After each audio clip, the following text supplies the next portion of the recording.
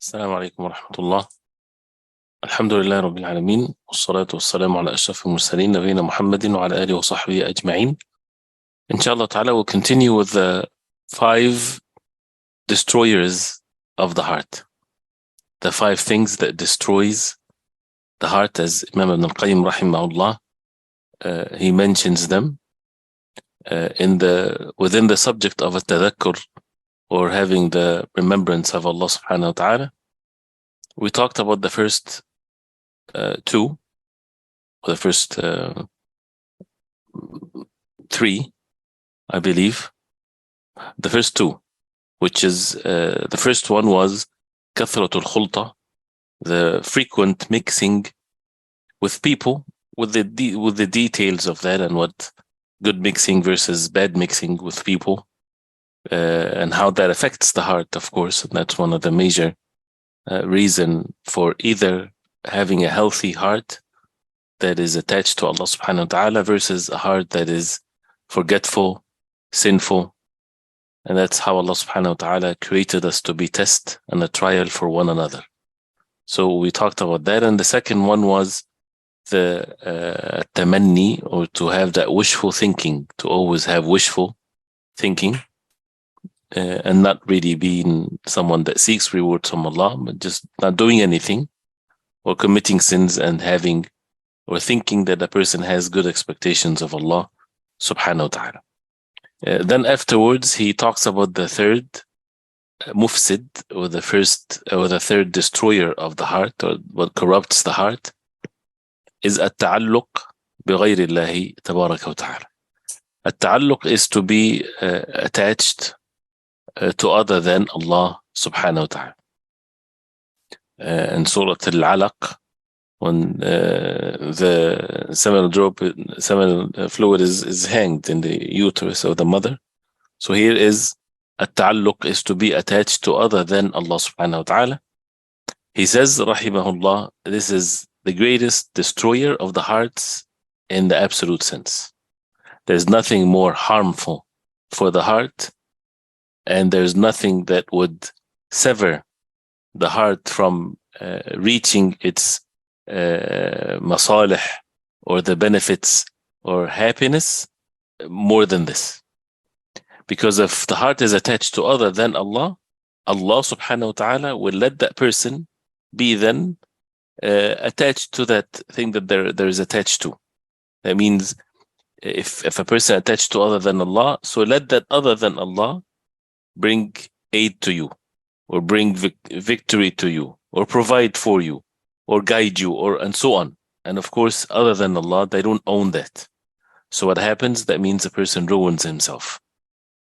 And that thing that they're attached to, other than Allah subhanahu wa ta'ala, would let them down from where they think they would receive help. So a person would be longing for something, hoping for something, and he would have the total opposite of it. That's one of the worst disappointments that a person would have in this life and in the hereafter.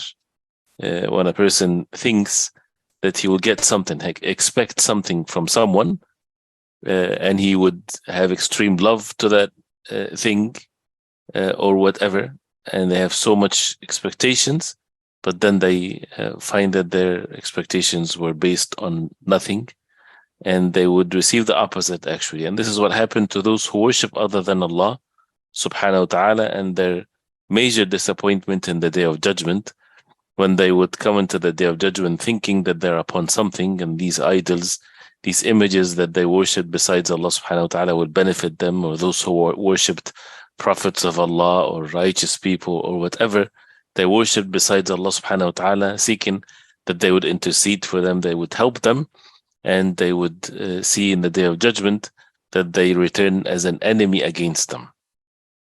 And Allah subhanahu wa ta'ala mentioned that in the Quran, وَاتَّخَذُوا مِن دُونِ اللَّهِ آلِهَةً لِيَكُونُوا لَهُمْ عِزًّا كَلَّا سَيَكْفُرُونَ بِعِبَادَتِهِمْ وَيَكُونُونَ عَلَيْهِمْ ضِدًّا. They take besides Allah subhanahu wa ta'ala aliha, gods to be worshipped, for them to have izzah, for them to have honor and dignity, seeking that by worshipping other than Allah. Then the ayah says, كَلَّا nay سَيَكْفُرُونَ بِعِبَادَتِهِمْ. They will disbelieve in their worship, and they will be against them. وَاتَّخَذُوا مِن دُونِ اللَّهِ آلِهَةً لَعَلَّهُمْ يُنصَرُونَ. they took besides Allah subhanahu wa ta'ala gods, maybe that they will be helped and victorious. لا يستطيعون نصرهم وهم لهم جند محضرون. They cannot help themselves. They cannot help them in anything whatsoever. And that's for anyone that seeks honor and dignity in other than Allah subhanahu wa ta'ala and other than the deen of Allah. من كان يريد العزة فلله العزة جميعا. Whoever wants and seeks izzah, honor, dignity, help, all kinds of good things, فلله العزة جميعا. To Allah subhanahu wa ta'ala belong all of what the izzah is. So whoever seeks it from other than Allah subhanahu wa ta'ala, what happens? They will be humiliated and not would receive any izzah or any honor and power. So the biggest or the most of the people that are disappointed or let down or so are those who are attached to other than Allah. And by the way, this is in a major sense and in a minor sense also, in small details. And that's in small details where a person as a believer in this life, it becomes like a favor from Allah subhanahu wa ta'ala, so that the heart is fully attached to Allah subhanahu wa ta'ala. For a disbeliever, this is obvious. Those who worship other than Allah and their hearts are attached to other than Allah. For the believers, if they have their hearts attached to other than Allah, having always the expectations that another human being would make you happy, right? That another human being would, it's not in the shirk category, even in relationships, husband to his wife, wife to the husband, children, right? Thinking that they will, you expect from them that they will be upon what you expect for them to be, because he's your spouse, because he's your child. But then Allah subhanahu wa ta'ala decree for you. And that's what I'm saying. Allah subhanahu wa ta'ala decrees for you, not what you expect. If they do wrong, this is upon them. They are addressed by being good, but we're just focusing on the actions of Allah. Allah subhanahu wa ta'ala decree for you that they won't be upon your expectations. So what happened? You get disappointed. So maybe the heart were not attached to or the hearts were not attached to Allah subhanahu wa ta'ala alone. Or it's a way of purifying the heart, so that the heart is not attached to other than Allah subhanahu wa ta'ala alone. So that's the khuzlan or the let down or disappointment in this life, when the heart is not attached to Allah subhanahu wa ta'ala. When you think that if I take this mean, then I would have this goodness that comes as a result of that, then Allah subhanahu wa ta'ala doesn't decree it that way. Why? Because everything is by Allah subhanahu wa ta'ala. He's the owner of all things. And people need to rely upon Allah subhanahu wa ta'ala alone. So this is, again, whoever heart is attached to other than Allah subhanahu wa ta'ala. And once that is in place, then that thing is, a person will let be, the heart being relying upon something that is a creation of Allah. So there's no benefit whatsoever. Something as if like someone is trying to seek strength from the house of the spider. As Allah subhanahu wa ta'ala mentioned in the Quran, وَإِنَّ أَوْهَنَ الْبُيُوتِ لَبَيْتُ الْعَنْكَبُوتِ. It's like those who associate partners with Allah. So in general, the foundation of shirk, the foundation of associating partners of Allah, and the principle of associating partners with Allah is basically to have the heart attached to other than Allah. لا تجعل مع الله إلها آخر فتقعد مذموما مخذولا. Do not take with Allah subhanahu wa ta'ala another God to be worshipped, otherwise you would be left مذموما مخذولا. مذموما, that means condemned. مخذولا, let down, disappointed. So nobody would help you, whatsoever. The one that you're seeking help from, he would not be able because he doesn't have it and he doesn't own it. So this is التعلق بغير الله.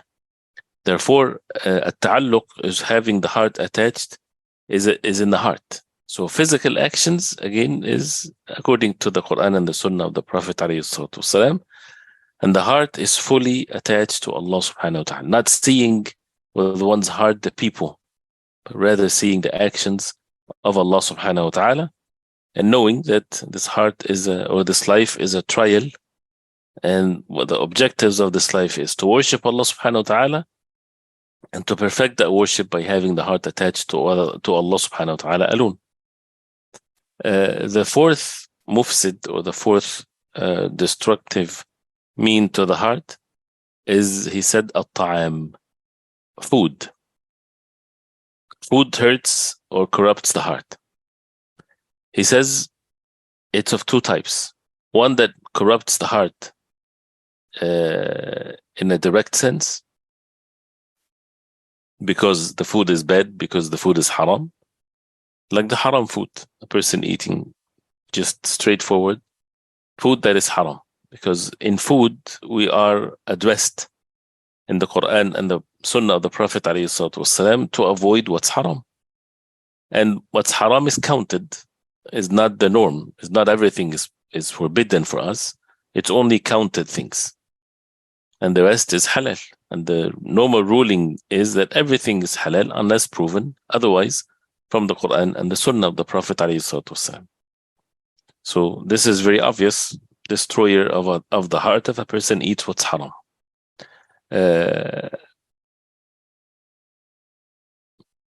And the second type is, it's haram. That is because of the rights of the human beings. Like something stolen, something taken without the right to be taken from others. Whether it's by, someone steals something, or someone takes something that a person would give to because he's shy. That means it's still something to avoid. But well, this is a separate thing. But again, taking something from other than oneself not in a lawful way. Right? There's also another branch of this, is that when a person would have israf or excessiveness in the food. So eating from halal, but having excessiveness of it. So the first two, which is, whether it's to take haram, it's haram, even if it's one bite of haram, then that's one of the things that destroys the heart. Or taking something from the rights of the people, stealing and the like of this, bribery. This is obvious. But also the other category is what is in the category of al-israf. Al-israf is the excessiveness in the halal, and to be always, having this shiba al-mufrit, to always feeling full in an excessive way. That takes the person away from doing the act of obedience to Allah, because now he has to take care of what comes as a result of eating too much. Because a person, when he's having this naham, or the zeal of eating, when it occupies a big portion of our life, before eating, a person is so much busy trying to find something to eat, spending so much time to looking for the best food and the best way to eat and things like this on a daily basis, always like that.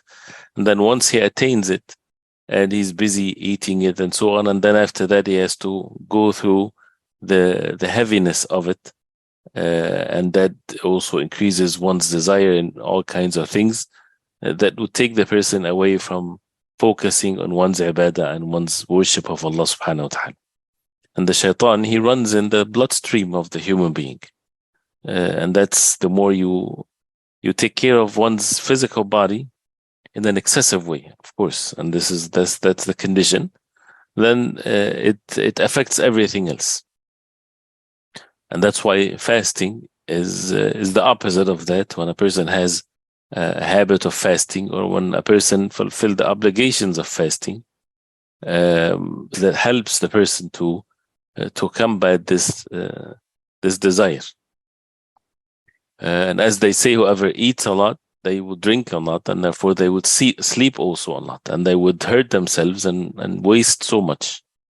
And as the Prophet ﷺ said, مَا مَلَأَ آدَمِيٌّ وِعَاءً شَرًّا مِنْ بَطْنِهِ.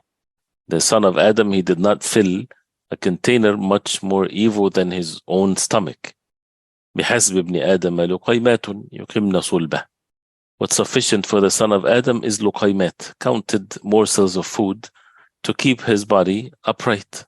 What's the purpose of food? Is to keep us going.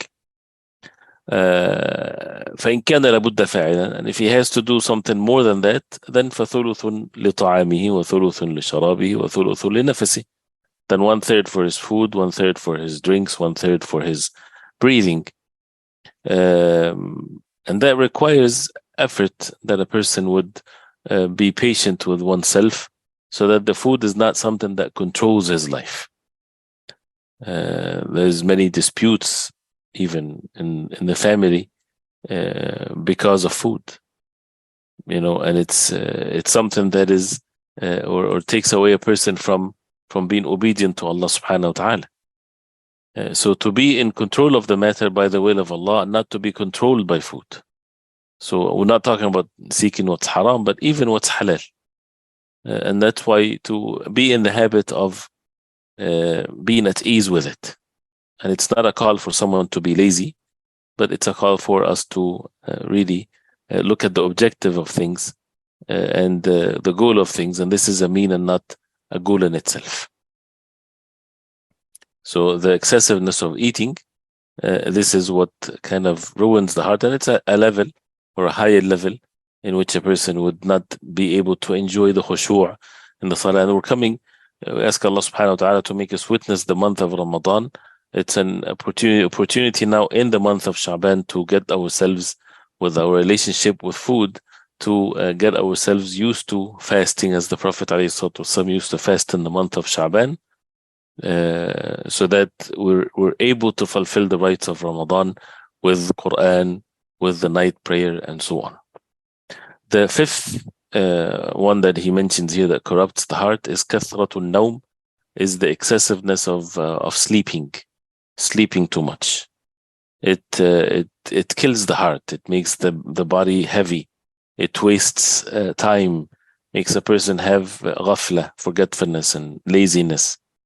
And some of it is very makruh, is very disliked. Some of it is harmful even. And when Ibn Qayyim rahimahullah said that the best or the most benefiting sleep is when a person is in need of. So when you're in need of sleep, this is the most benefiting sleep. And of course, the first part of the night is the best, and it's more benefiting than the last part of the night. And sleeping in the middle of the day is better than sleeping in the two ends of the day. And the more the sleep is closer to the two ends of the day, then it's less benefiting, unless a person is in need of it in an exceptional situation. And as he says, from what is disliked is to sleep between Salatul Fajr and sunrise. After Salatul Fajr and sunrise, we talked about this before. And if a person is patiently establishing this in one's life, it makes it much easier and makes a person taking more advantage of one's life. So after praying Salatul Fajr, it's better to stay to sunrise, unless a person is in need to sleep, didn't get enough sleep, whatever reason there is. But we should put it in the exceptional situation, not to have the norm, because this time is the best time and the time where a person can attain so much of the good deeds, as the Prophet ﷺ used to stay after Salatul Fajr till the sun rises, and he would even stay in the masjid ﷺ, making dhikr of Allah subhanahu wa ta'ala. So even as he says, if someone spend a big portion of the night in their journey to Allah subhanahu wa ta'ala with the ibadah, with the dhikr of Allah, they should not allow themselves to not to continue that journey after Fajr.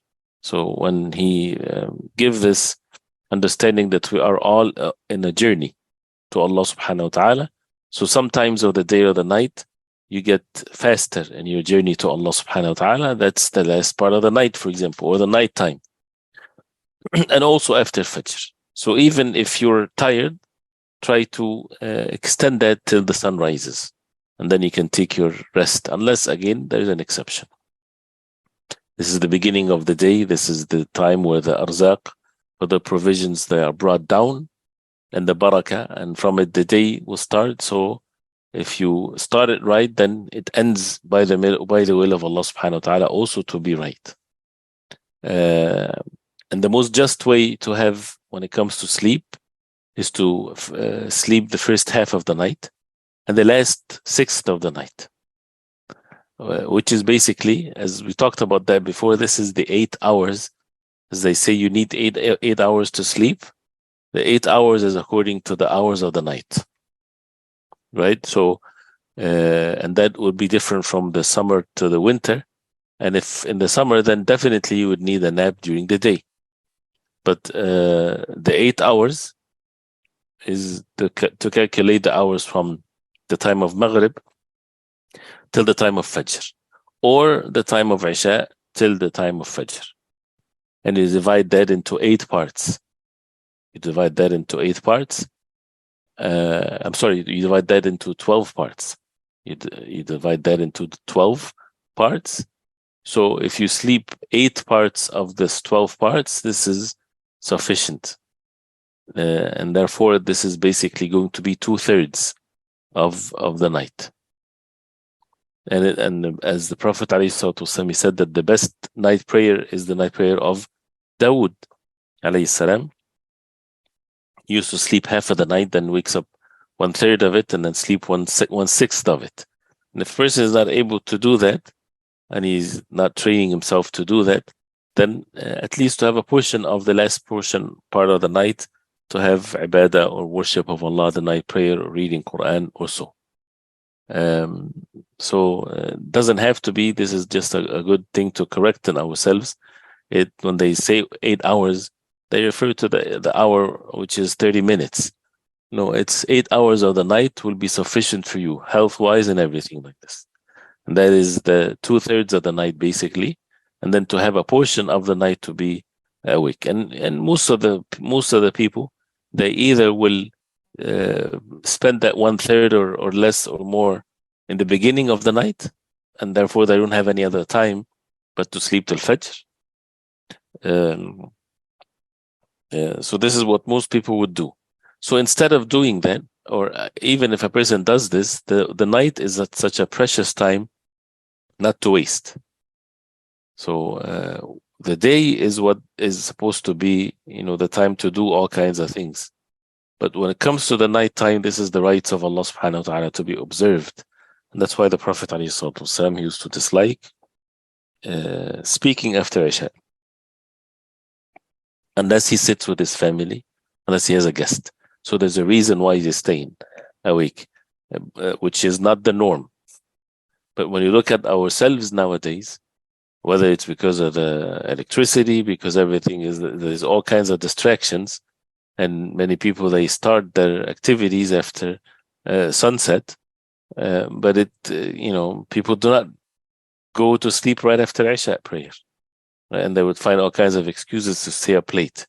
If there's a reason why a person is staying after Isha, sure. And the reason doesn't have to be necessity, doesn't have to be an urgent thing. No, it can be sitting with your family, yes. It can be you have a guest, yes, sure. But the norm is that we sleep in the beginning or the first part of the night. Why? So that we're able to wake up, afterwards. And that's, if a person does this, then he will be able to wake up at night. Especially also there's a midday nap or qaylula, which is the sunnah of the Prophet ﷺ. And he said ﷺ, قِيلُوا فَإِنَّ الشَّيَاطِينَ لَا تَقِيلُ. Sleep the qaylula, because the shayateen, they don't sleep the qaylula. Many people, they're not able to do that because of the work schedule of things. And it doesn't have to be a long period of time. It can be 15 minutes, it can be half an hour, it can be before dhuhr, after dhuhr, before asr, something like this, just a way to rest for a very short period of time. It's not meant for it to be a long period of time like the sleep during the day, during the night. So this is, again, some people, they have this fitna of they love to sleep for a long period of time. So to practice that, because we are in need to sleep, definitely, and always the excessiveness of things. So these are the 5 things that Ibn Qayyim rahimahullah, he mentions as things that destroys or corrupts the heart. The frequent mixing with people with the categories of that, what's benefiting versus what's harmful, the always having a wishful thinking without doing actions, and the heart to be attached to other than Allah, and excessiveness in eating or haram eating, and the excessiveness of sleep. So we'll stop here, inshallah ta'ala. Next time, inshallah, we'll talk about another level of ubudiyya to Allah, which is al-i'tisam, to واعتصموا بحبل الله جميعا, holding fast to the rope of Allah subhanahu wa ta'ala. طيب, barakallahu fikum. Inshallah, in 2-3 minutes we'll continue with the Quran class, inshallah. صلى الله وسلم وبارك على محمد وصحبه وسلم. السلام عليكم ورحمة الله.